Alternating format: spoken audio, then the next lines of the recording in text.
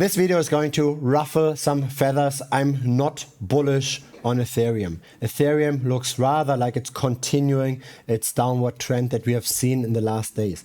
Downward trend as in relative valuation to Bitcoin and to altcoins. It's based on three factors.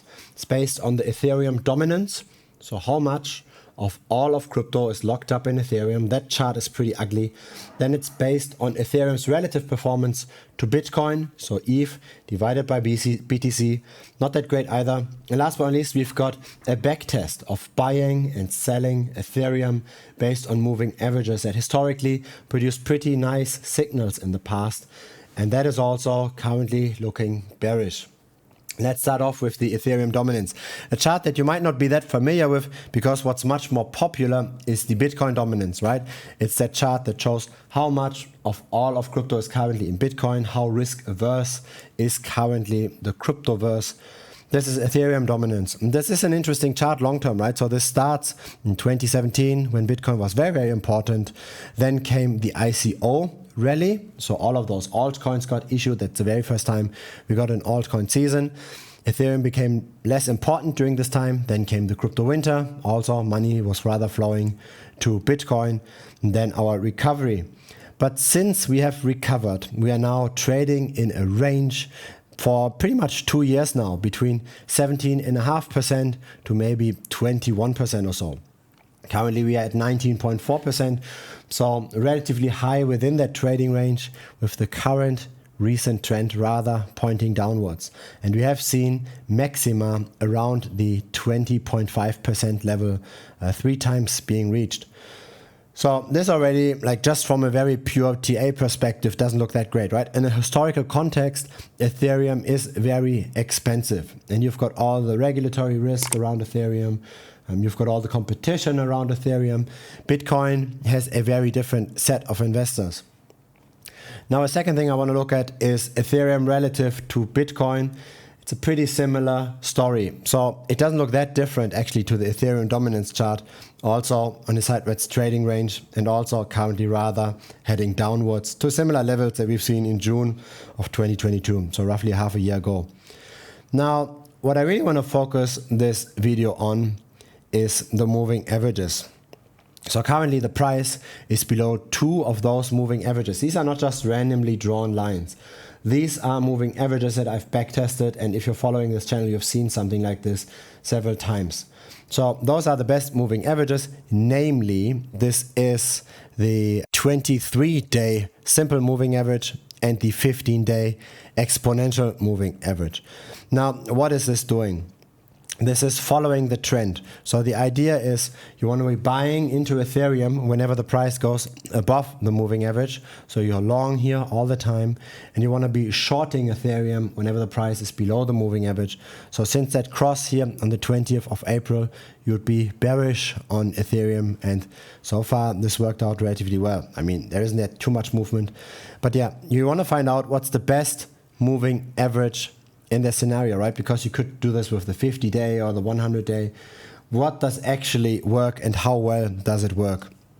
And that's actually this chart. So what you see here is the back test that I've done. So this goes all the way from 2 days to 200 days moving average. In black, you've got what you've received if you just bought and held Ethereum, 124% per annum during the period. So this back test starts in 2015, so when we had a really massive rally. And then you see here the annualized performances. Did you trade according to those moving averages? And when you look at this particular moving average here, 23, this would have gotten you almost 280% per annum. So more than double of the buying and holding return every single year. And this is then how this looks like on a linear scale, right? So very nice outperformance versus just buying and holding, which is here in white. So this on a linear scale, this is the same thing on a logarithmic scale, a very constant, nice outperformance. You have to trade this actively. I did include some fees, so 0.2% trading fees with each in and out. So since we're going both long and short, this is actually 0.4% for each swap, so to speak, in direction. This here is the delta. So when you look at buying and holding, right, this is the crypto winter. You look at buying and holding and you subtract those two lines, then you get this line. So this is still a very nice continued outperformance. It's not as steep anymore as at the beginning because Ethereum isn't that volatile anymore, but the signals, they are still useful. You do get your failed signals and you do get your wicks where you go in and out several times randomly. Especially this SMA, right? Especially the simple moving average tends to work very, very well. And this is bearish.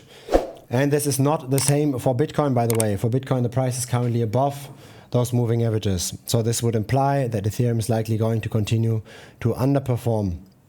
So this is something, right? These lines here that you see on those charts, they have actually been drawn for videos in the premium membership. So every 2 or 3 days I publish a video where I think Bitcoin, Ethereum, etc. will go. It's just very specific for the premium members. It's also where I share my specific trades to generate alpha. And this is also where you've got all the best backtested moving averages for different altcoins. This is where I drew this. And I think this is likely going to continue, right? This is not a pretty chart. Ethereum dominance doesn't look great. We are below both moving averages in ETH, and we are not for Bitcoin. Bitcoin dominance continues to rise. Even ETH relative to the altcoins doesn't look that great. So look at this. This is over the long term pretty much how the altcoins minus stablecoins are doing relative to Ethereum. Ethereum tends to outperform, but currently the altcoins are very, very depressed, even relative to ETH. So among all of those asset classes, if you regard Bitcoin as an asset class, Ethereum, and then all the rest, so you've got those three, Bitcoin, Ethereum, all the rest, Ethereum looks the worst. Bitcoin looks relatively healthy, in my opinion. Ethereum is below both moving averages. It has pretty ugly relative valuation charts. And the altcoins, they might actually recover versus Ethereum short term. Long term, they don't outperform, but short term, they are now so depressed that we might see even a recovery here. So that's why I'm currently bearish on ETH. Let's see how this ages, right? I always keep up all my videos. Feel free to also check out my prior videos on this channel. See what I then at particular points in time said about Ethereum and Bitcoin and see how this played out. I'm not always right, obviously, but I'm relatively happy with the general trend on how often these things work. And yeah, be careful with Ethereum, in my opinion. Do whatever you want, right? Everybody's responsible for their own decisions, but at least have some kind of a systematic approach to handle this. If you're simply just buying and accumulating because of tokenomics, fair enough, but be of course also aware of the regulatory risk that's currently around Ethereum. So don't be all in on ETH, right? At least try to diversify somewhat and be careful with what you diversify with. Maybe Bitcoin is a better choice than altcoins because altcoins do tend over the long term to also underperform Ethereum. Only currently in the just recent few weeks are the altcoins extra depressed. So if you're interested in generating some more alpha beyond just buying and holding, feel free to check out the premium membership that comes directly next in this video over here. Looking forward to seeing that video and thanks for watching this one. Bye bye.